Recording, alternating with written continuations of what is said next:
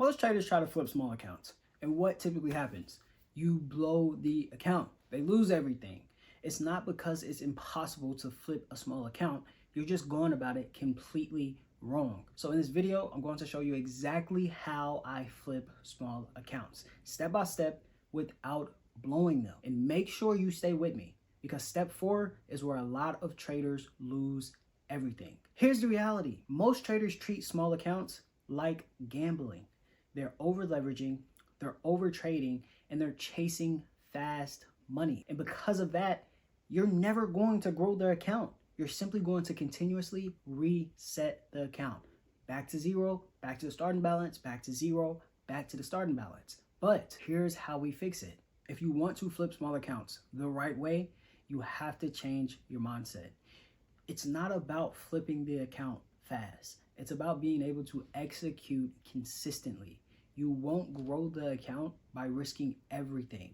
You grow it by first protecting it. If you can't manage a small account, you definitely won't be able to manage a large account. This is what you need to do. You need to start focusing more on the percentage rather than the dollar amount. Start focusing on the weekly goal rather than just focusing on this one trade. And tell yourself, I'm not here to get rich today. I'm here to stay in it for the long run. All right, so here's the system. Step 1, risk management. We talk about it all the time. We're looking here to flip small accounts. 1 to 2%, yeah, that's cool if we're just consistently building on a personal account or funding account. But if you're looking to flip accounts, you got to up your risk. Therefore, me personally, I risk a semi-aggressive 20 to 30% per trade. There's no other exceptions. 20 to 30% each trade. Because one trade should not be the reason that you blow your entire account. If I'm risking 20% or 30% every single trade, that means on a $100 account, if I take one loss, it takes me to $80. If I take one win, looking for a 1 to 2 R multiple, I can get back my $20 loss with $20 on top of that as well, getting back 40% in return. Therefore, you are now positive. You also got back your loss. But if you try to risk more after you lose, for example, if we lose 20% and I'm at $80, don't go and risk 30%. It does not make sense. Your risk management is all over the place. Now, if you lose again, instead of you being down 40%, you will be down 50% overall. And now, once those winning trades come along, it's not going to look good in your favor because you risked 30% and lost 30%. Now you lowered your risk to only 20%. So the win that you're about to hit on this trade, it doesn't wipe your loss. You're still going to be negative based off of your over leveraging. So whatever account percentage you want to risk, stick with it. So play around with what you want to risk with. 20%, 30%. But don't risk less if you are risking more on the first trade and you lose. If you lose risking 30%, risk another 30% because now that win can wipe off your loss and bring you back profit. But don't drop your risk percentage lower. It doesn't make sense. Also, you have to set up a stop loss as you're trading. It only makes sense. If you don't do that, that's your fault. You're going to blow your account because you are greedy. Set a stop loss. Put it at an area to where if you're wrong about this setup, it completely takes you out of this trade, risking this certain percentage on your capital. And then it is mandatory that if I lose 2 trades, I'm done trading for the day. You walk away from the charts and you don't do anything else. Because if you do not, it's going to push you to over trading. It's going to push you to revenge trading. And we don't need that. We're trying to flip the account. We're not trying to blow it. Step 2, only trade A+ setups. I don't just trade to trade. I trade when the market presents me with a valid setup, meeting my plan. This means if I'm waiting for market structure to be respected, wait for that. If I'm waiting for my entry signal, wait for that. If I'm waiting for structure to be valid, wait for that. And once all these are checked off, enter that trade. These are your check boxes for an A+ setup. And if all these boxes are checked off, you should be entering the trade. If all these boxes are not checked off, simply do not enter the trade.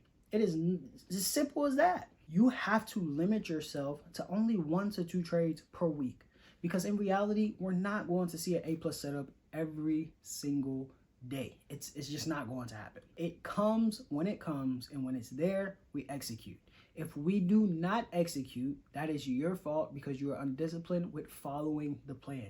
It does not matter what else happens. If those boxes are checked off and this A plus setup is met, the rules are met, you should be entering that trade. If not, so be it. You missed it. You wait again next week and you do it all over again. Step 3, stick with one strategy. Don't be strategy hopping from one to one. No, stick with one strategy and master it. Back testing 50 to 100 trades with this one. You should be strategy. This helps you build your confidence and it helps you get more familiar with the strategy itself. Only pick one setup in the strategy, meaning if it's a break and retest plus the confirmation, execute. If it's fair value gaps, everybody trades, so be it. Trade it, execute. If that's an A plus setup, execute. But don't do too much with this one strategy. If this one strategy means I'm trading break and retest plus my confirmation, that is what you trade. It does not mean anything else. Trade the break, retest, confirmation. Why? Because it's the one thing you are doing in the strategy plan. This is how you trade. That is what you do. You need to also track every single trade down in a journal. Your wins, your losses, because it's showing you what you're doing right and what you're doing wrong. You have to do this because it allows you not to repeat the same mistakes. And if you want to trade strategies and jump to another strategy, stick with one strategy for 30 days. See what happens. If everything is going good, you shouldn't need to change. But if everything is continuously going wrong, okay, now go do what you want to do. I don't recommend it, but do what you want to do. But at least stick with it for 30 days. Step 4, emotional control. And this is where a lot of traders tend to fail. They get too greedy after a win and they get too emotional after losses. And this is how they tend to blow their accounts. What you need to do is after a win, yes, I said risk more, but that comes with confidence. If you're not confident just yet and you're just simply focused on building that account, simply risk the same.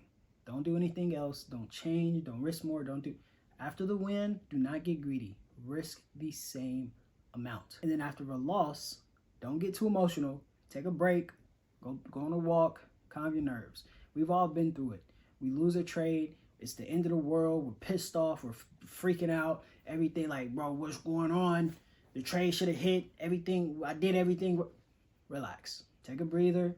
Go on a walk. Come back and continue to follow the plan. Don't change the plan based off of your emotions. Stick with the plan. And if you want to, just journal how you felt after each trade. This is why we journal. It shows you what you're doing right, shows you what you're doing wrong. And it also shows you what type of emotions you had during this time. If it was good, if it was bad, if it was mediocre. You want mediocre. You don't want to be too high. You don't want to be too low. You want to stay the same every single trade. No difference. You shouldn't be extremely happy after you win. Why? Because you're supposed to win. You follow all the plan. You're supposed to win. And then after you lose, it's okay. It's a loss. You're not going to win every single trade. If you did, you know how many billionaires we would have in this world through trading, through profitable traders? A lot. Step 5, compounding. Instead of trying to double an account every single trade, simply focus on compounding each week. Set a weekly target for 5 to 10%.